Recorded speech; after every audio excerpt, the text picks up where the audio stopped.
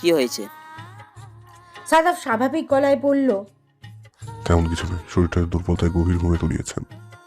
শেফা কপাল কুঁচকে তাকালো। কয়েক পা এগিয়ে গিয়ে শুভ্রতার হাত ধরে জোরে ঝাঁকিয়ে বলল, বাসে আবার গভীর ঘুম কিসের?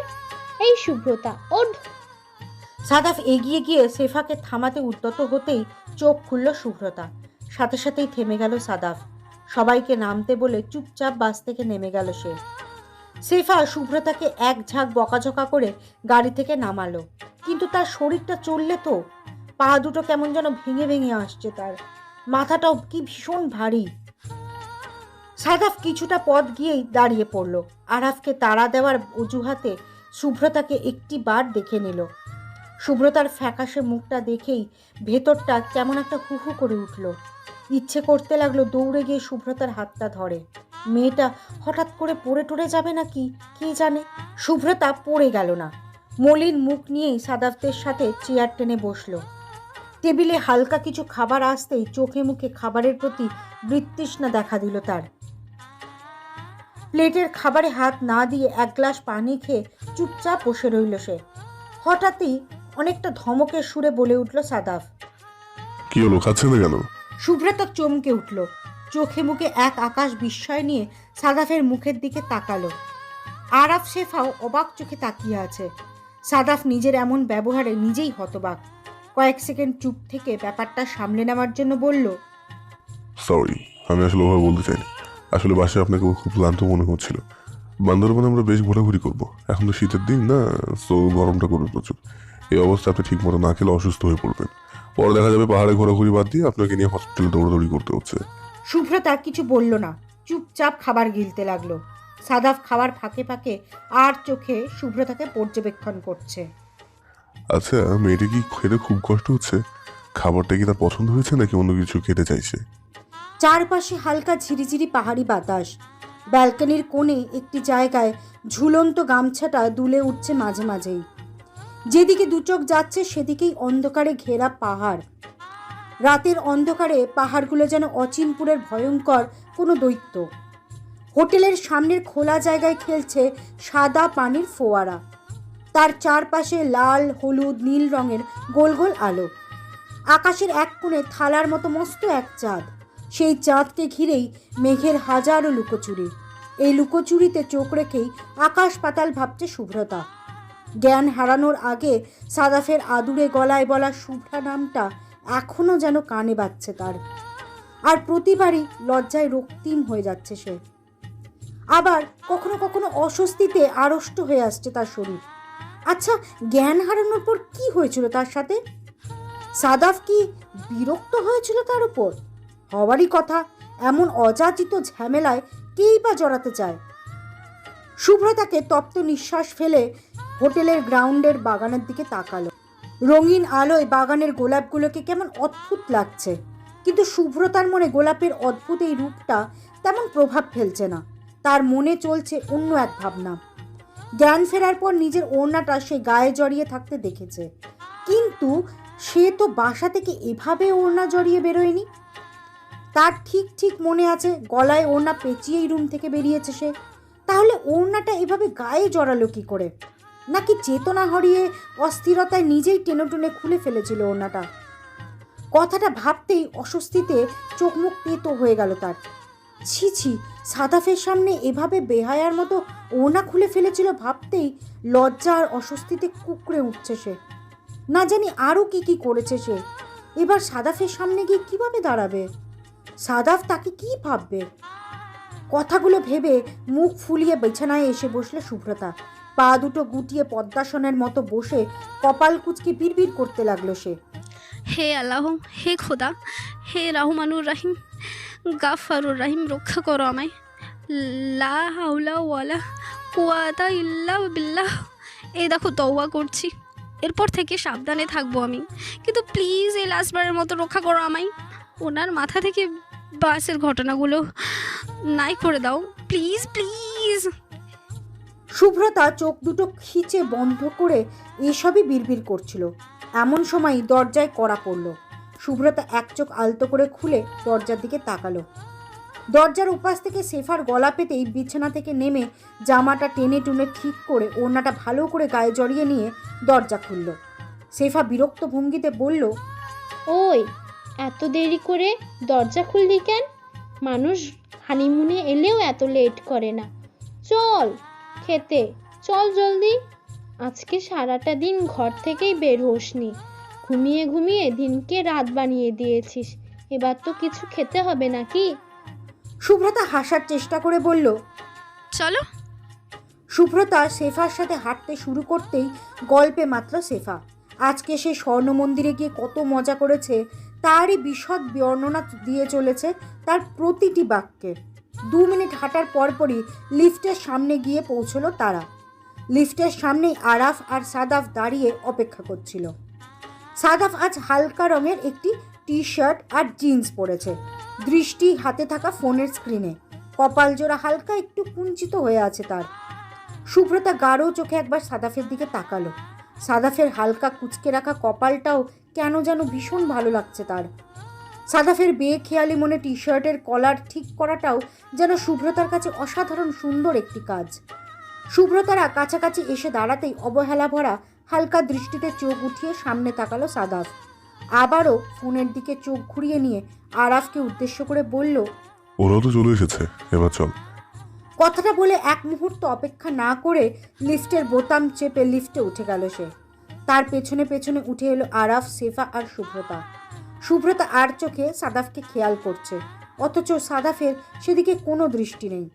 সাদাফ শুভ্রতার দিকে একবার তাকালেও লজ্জায় মরে যাবে শুভ্রতা, তবু কেন যেন মনে প্রাণে চাইছে সাদাফ তার দিকে একবার তাকাক, অন্তত একটা বারের জন্য হলেও তাকাক। কিন্তু সাদাফ তাকাচ্ছে না, আর চোখেও না। সাদাফের এই ডোন্ট কেয়ার ভাবটা একদমই সহ্য হচ্ছে না শুভ্রতার। রাগে শরীরটা জ্বলে যাচ্ছে তার। আবার কখনো অত্যন্ত দুঃখে বুক ভারী হয়ে আসছে। আবার কখনো সাদাফের অ্যাটেনশন পাওয়ার এই বেহায়া লোভে নিজের প্রতি বিতৃষ্ণা লাগছে তার। নিজের আত্মসম্মান বোধটা যেন তুমুল যুদ্ধ চালাচ্ছে। লিফট থেকে নেমে হোটেলের বাইরে চলে এলো তারা। সেফা আর আরাফ হাত ধরাধরি করে হাঁটছে। এই অবস্থায় ওদের পাশে থাকাটা প্রচণ্ড অস্বস্তির বলেই সামনে কিছুটা এগিয়ে গিয়ে সাদাফের পাশাপাশি হাঁটতে লাগলো শুভ্রতা। সাদাফ একা একাই হাঁটছিল। শুভ্রতাকে পাশে এসে হাঁটতে দেখে মৃদু হেসে বলল, এখন কেমন আছেন শুভ্রতা? সেভাবে বললো শরীর খারাপ বলে ঘুমোচ্ছিলেন। শুভ্রতা জোরপূর্বক হাসল। সাদাফের মুখে শুভ্রা নামটা শোনার পর থেকে শুভ্রতা নামটা যেন বড্ড আগাছালো বেমানান লাগছে। বলতে ইচ্ছে করছে, আপনি আমায় শুভ্রা বলেই ডাকুন না, কিন্তু বলা হলো না। তার পরিবর্তে বলল, আমি জার্নিংটা তেমন করতে পারি না, তারপরও এত লং জার্নি। কিছুদিন যাবৎ এমনিতেই শরীরটা একটু দুর্বল ছিল, এই জার্নিতে 16 কলা পূর্ণ হলো। তবে সারাদিন ঘুমানোর পর এখন অনেকটাই ঠিক আছি। সাদাফ হাসল। শরীর খারাপ নিয়ে এতটা দূরে না আসলেও পারতেন। সাদাফের কথায় মেজাজ চটে গেল শুভ্রতার। তার মানে কি শুভ্রতার উপস্থিতিতে সাদাফ খুশি নয়? বাসের কারণটাই সে বিরক্ত? সেই ওনাজনিত বিষয়টাই বা কি করে নিয়েছে সে? শুভ্রতার মনে আবারও এক ঝাঁক অস্বস্তি ভর করল। মুহূর্তেই কপালে সূক্ষ্ম চিন্তার ভাঁজ পড়ল শুভ্রতার। সাদাফ ব্যাপারটা খেয়াল করলো। শুভ্রতার মনের অবস্থা কতটা বুঝতে পারল না, বোঝা গেল না। তবে সামনের দিকে তাকিয়ে মৃদু গলায় বলল, সাদাফের কথা কি শরীরটা একটু না মানে অসুস্থ শরীর নিয়ে এসে তো আর অসুস্থ হয়ে পড়লো। আমাদের শরীর অসুস্থ হয়ে পড়লে মনে হয় নিজের বাসা থেকে মনে হয় বাসায় গেলে একটু রিলিফ পাওয়া যায়। কিন্তু বাসা থেকে উল্টে নিশ্চয়ই অসুস্থ হচ্ছে খুব। হলেও খাবারগুলো তাহলে বাকি সময়টুকু কি করবা? ঝাল করে রান্না করে মাংস তাহলে বাকি সময়টুকু কি সাধারণ করবা? খাবার ওয়াশরুমে না অনেক অতটা খাবার হচ্ছে আছে। না। সাথে এটা শুভ্রতাকে তো নেওয়া যায় না? আজ তো খাওয়া মাত্র শেষে একটা জায়গায় গিয়েছিলেন আপনারা, বাকি এটা সময়টা তো নিশ্চয়ই হট ঘুমিয়ে খাবার। কাটিয়েছেন। বেশি মিস করিনি তাহলে। এটা তো হট খাবার। নাও দেখবে ভালো লাগবে। সাদাফের কাছে সবসময় সন্দেহ সেটাও জানানো হলো। দারুণ তো। যাই হোক, মেডিসিন আচ্ছা, বান্দরবানের সব পাহাড়ে নাস্তা গিয়েছিলেন? করে সাদাফ হেসে সব বলল, পাহাড়? প্রচুর সুব্রতা বাসা ছোট্ট থেকে দীর্ঘ নিঃশ্বাস allow ফেলে করে বলল, না। আন্ধার মানে এবার যেহেতু সাদাফ এটা আবার হাসল। কোথায়? মাথা নেড়ে বলল, বান্দরবানের বাইরে? নাস্তা করে আচ্ছা, নাম সাদাপের শুনিনি তো। নাস্তা করে সাদাপের কাছে সুব্রতা একটা বিস্ময় যেতে নিয়ে দেয় না বলল, পেনকিলার কেন? খেয়ে কাল যাবেন? পেন সাদা কিলার হেসে চলুন না খেয়ে যাই। দেখবে মাথাটাও আমাকেও অনেকটা সাথে নেবেন এক্সাইটেড হয়ে বলল, প্লিজ? দেখবে মাথা ব্যথাটা শুভ্রতা আর বাচ্চারা দেখবে হেসে মাথা আপনি তো ব্যথাটা আছেনই অনেকটা বাঁচানোর জন্য। কমে হাসিটা গেছে। আমিও চেপে যাব নিয়ে বলল, আকাশ প্লিজ। তো শুভ্রতা এছাড়া উপায় কি? কুঁচকে আজ বলল। বেশ আকাশ গরম, তো মনে হয় বৃষ্টি হবে। শুভ্রতা বুঝতে না পেরে বলল, আকাশ তো একদমই পরিষ্কার, শুভ্রতার তবে এত আমরা প্রশ্নে বৃষ্টি মাথা হলেও প্রথমে চুলকালো খুব সাদা। একটা কোথায় খারাপ যাব? হয় না। মুখে হেসে আমাদের বলল, নীলাচল সাদাব নাকি কিন্তু খুব মেঘলা পর্যটন কেন্দ্র? আমাদের শুভ্রতা সাদাফের এবার বেশ কিন্তু ও। বৃষ্টি ভালো খুব প্রশ্ন প্রিয়। করলো। বিষয়টা এটা সাদা কিন্তু ফেলে ঠিক না। হেসে বিশেষ উঠল। করে সে মেঘলা প্রথম সাদাফের আকাশ। থেকে হাসির সেটার কারণ বুঝতে বর্ণনা না দিয়ে পেরে লোভী করে আপনি বেশি তুলছেন কিছু আমায়। মিস করেননি, কিন্তু এটা লোভ সত্য। মেটানোর আবার আমি সময় রুমে বলছেন বসে না থাকি, সম্ভব এটাও নয়। কিন্তু সত্য। পমির সাথে এখন যদি যেইটা রাতে শুভ্রতা নীলাচল দেখতে নাছোড়বান্দা চাই, গলায় বলল, নিশ্চয়ই তুই বলবেন কিন্তু- এটা সম্ভব নয় সুব্রতা। সাদা পাত্তা না দিয়ে বলল, তুই আমি কিন্তু পাহাড় খুব পমির পছন্দ সাথে সম্ভব নয় যেতে কেন? পারিস আর পাহাড়ে সাদাব। এত শুভ্রতা মুখ কাছাকাছি সে এসে পাস মরুভূমির করবে সাথে না, কথা কি করে? সাদা একটু শুভ্রতার নিজের মতো করে কেন? কাছাকাছি না? পাহাড়ে যেতে তাছাড়া পারি, এমনিতেও সন্ধ্যা পর্যন্ত। তো দিন শুভ্রতার ঘুমু ঘুমু ফোলা তাছাড়া চোখের এমনিতেও ফুটে তো রাস্তার হলদে দিনের মনে আলোগুলো হচ্ছে বেশি পড়ছে নীল ভাগ আকাশটা সময়টা যেন হোটেলে পাহাড়গুলোর পাহাড়ে গায়ে ভালোভাবে লেগে উড়তে মায়ের পারলে আছে। কাছে একা একাই উঠে পাহাড় গেল। বলে ওখানে ভাবতে হয় গেলেই শুধু। মুঠোয় নেওয়া শুভ্রতার যাবে। কপালে পাহাড়ের পড়ে নিজস্ব থাকা একটা সাদা ভাষা আছে, ফুলগুলো গান হালকা করা। করে চলে যা, উড়িয়ে আমরা দিতে আপনি হোটেলে তাকে যতটা ওয়েট বুঝতে করবো। চাইবেন সে যতবার আপনাকে যাই ততই কাছে টানবে। কতবার গিয়েছি। একসময় দেখবেন নেশা হয়ে গেছে। দার্জিলিং, ফেরার পাহাড়ের দিন নেশা। একসাথে আর এই নেশাটা একা একাই বেশি উঠলো। কোথায় ফেরার আপনাদের দিন বাড়ি? একসাথে পারবো। কিছুই প্লিজ ফেরার আমিও দিন যাবো একসাথে সাথে। ফিরলেই তো হবে। আর কিছু দুদিনের হ্যাঁ, মাঝে সত্যি হয়। তবুও যাবো। আবেগী হয়ে নাড়াচাড়া আমার করার দুদিনের জন্য মাঝে খুব ফিরতে ভালো পারবি লাগে। না ওখান থেকে? সাদাফ গোপন আরে আর ব্যাপার সেই না, অ্যাডভেঞ্চার যা যদি তুই। পাহাড়ে শুভ্রতা হয় ঘুরে আয়। এখনো তাহলে তো আমরা তো কোথায় নেই। চুপচাপ হেঁটে এখানে চলেছে। আছি, না সমস্যা জানি নেই। কত মেয়েটা সুন্দর হবে কোথায় কোথায় রাগ জায়গাটা। করে কেন? কথায় আছে মায়াবতী মেয়েরা অভিমানী হয়। তাহলে কি শুভ্রতা মায়াবতী? নিশ্চয়ই মায়াবতী। সে সাথে সব রূপবতীও। পাহাড়ে গিয়েছি কিনা বলতে পারছি না, তবে অনেক পাহাড়ে গিয়েছি। আমার এখন আন্ধারমানিকে যাওয়ার খুব শখ। 2 বছর আগে চেষ্টা করেছিলাম, কিন্তু সেখানে পৌঁছানোর আগে ফিরে আসতে হয়েছিল।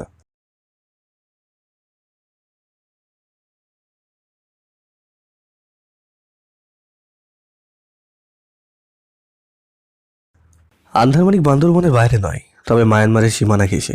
কথায় আছে ওখানে নাকি কারোর শাসন চলে না, সাধারণ মানুষদের সেখানে যাওয়া নিষেধ। ওখানে যেতে হলে নিরাপত্তা বাহিনী চোখ ফাঁকি দিয়ে লুকিয়ে যেতে হয়। 2 বছর আগে অর্ধেক পথে ধরা খেয়ে গিয়েছিলাম, তাই ফিরে আসতে হয়েছিল।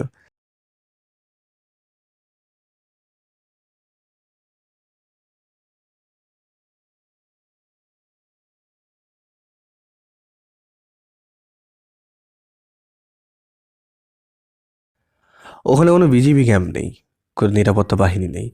মাসে বা বছরে মাঝে মাঝে সেখানটায় টাইল দিয়ে চলে আসতে হয়। সাধারণ টুরিস্টের জন্য খুব রিস্কি একটা জায়গা। কিন্তু শোনা যায় আন্ধারমানিক সাধারণত একদম অসাধারণ একটা জায়গা, চোখ জোড়ানো সৌন্দর্য তাকে ঘিরে। আন্দারমানিকের পর একটা ঝর্ণাও আছে, কিন্তু আমার ওই ঝর্ণা পর্যন্ত পৌঁছানোর খুব শখ।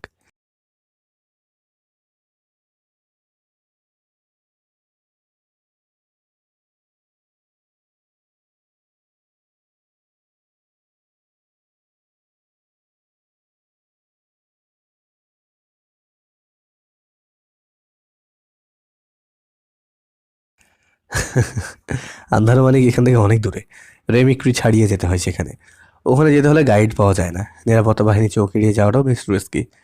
আর তাছাড়াও জিপিএস দেখে জঙ্গল কেটে রাস্তা বানিয়ে বানিয়ে চলতে হয়। একবার রাস্তা হারালেই শেষ। সারাদিন পাহাড় আর জঙ্গলে ঘুরে ঘুরে ক্লান্ত হতে হবে। তার মধ্যে একা আপনাকে নিয়ে যাওয়াটা অসম্ভব। ডাকাত টাকাতে হাতে পড়লে তো সর্বনাশ। ছেলেরা থাকলে তো শুধু টাকা পয়সা নিয়ে যাবে, কিন্তু সাথে আপনি থাকলে সব রেখে আপনাকেই নিয়ে যাবে।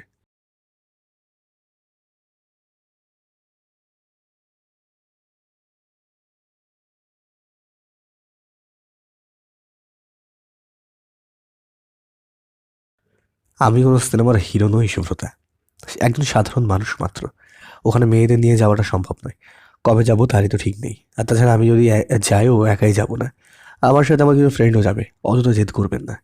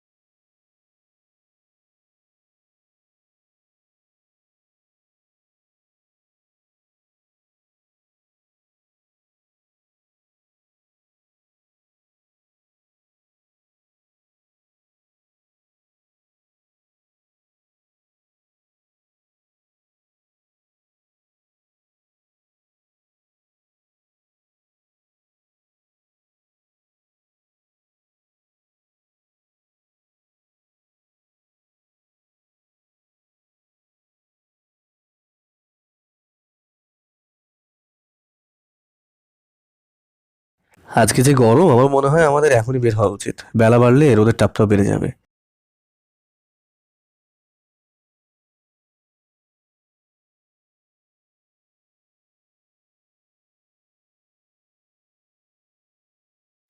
নীলচলে আগে যাব।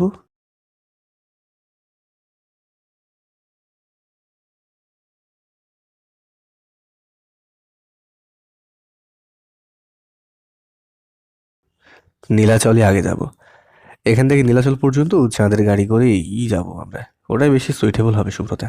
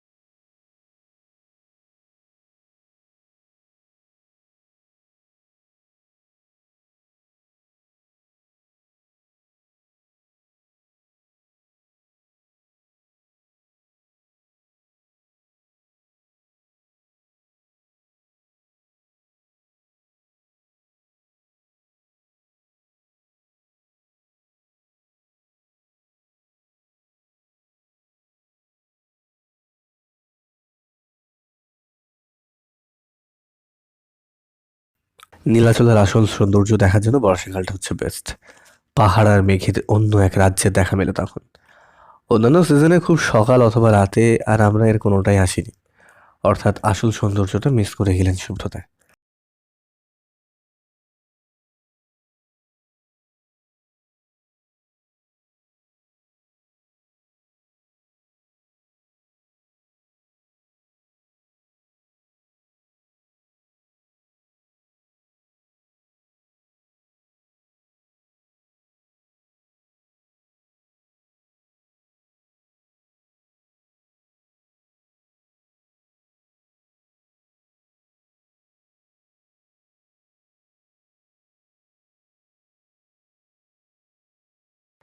আমার হাতে থাকলে অবশ্যই দেখাতাম সুব্রতা।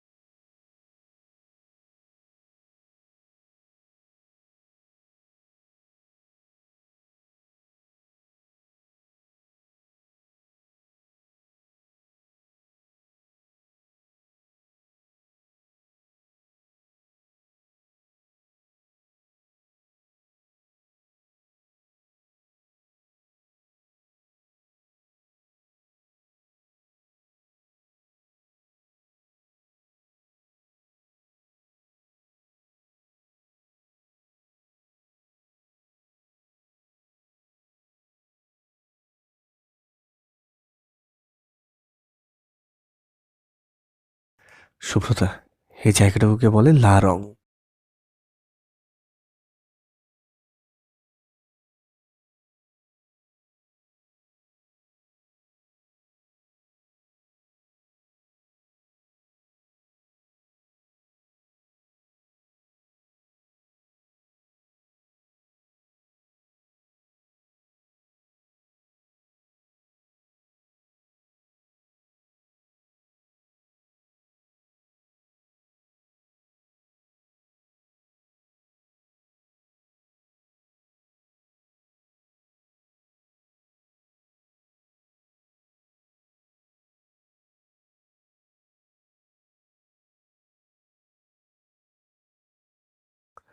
এই জন্য জায়গাটার নাম নীলাচল। পাহাড়ের গায়ে অদ্ভুত এক সুন্দর নীলাচল।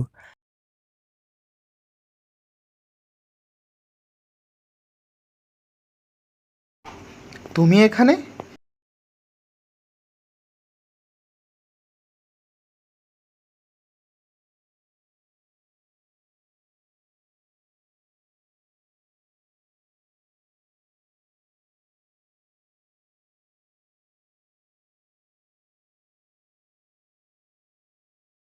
আরে মেমপ্রে,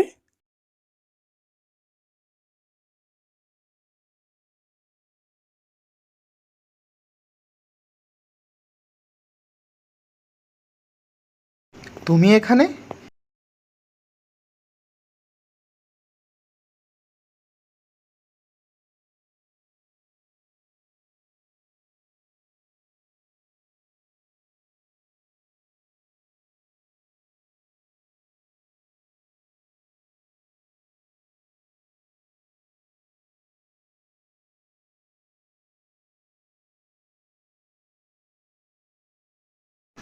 এখানে গাইডের কাজ করি দাদা। আপনি তো অনেক দিন পরে এলেন বান্দরবনে।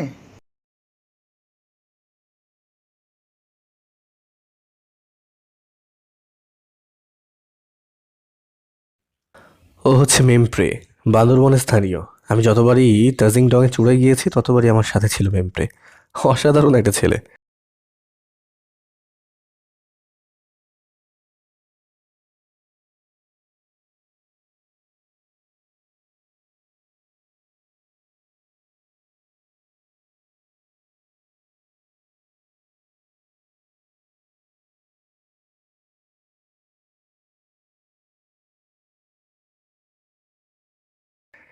সে তো হবেই 7-8 বার।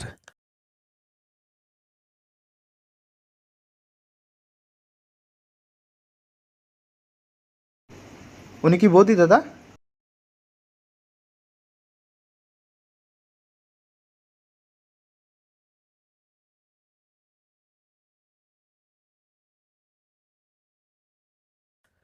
ও আমার বন্ধু শালিকা। শালি বোঝো তো?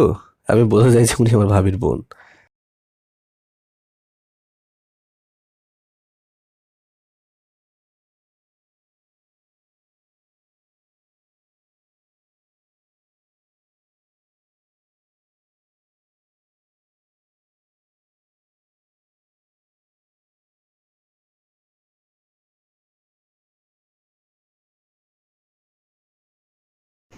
দাদা, আমরা একটা নতুন ঘর তুলেছি এবার। জুমের চাষও ভালো হয়েছে। আপনাকে বলেছিলাম না ঘর করলে নিমন্ত্রণ দিব। আজকে চলুন না, আমিও বাড়ি যাচ্ছি আজ। যাবেন দাদা? অন্য একদিন যাবো মেমপ্রে। আজ আমার সাথে আরো 3 জন আছেন, তার মাঝে 2জনই মেয়ে। তাছাড়া অত দূর যাওয়াটা ওদের জন্য টাফ হয়ে যাবে।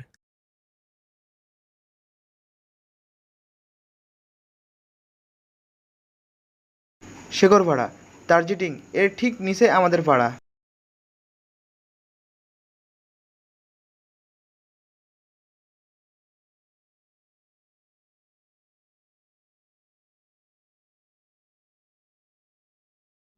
চলুন না দাদা, কতদিন হলো ওদিকটায় যান না আপনি।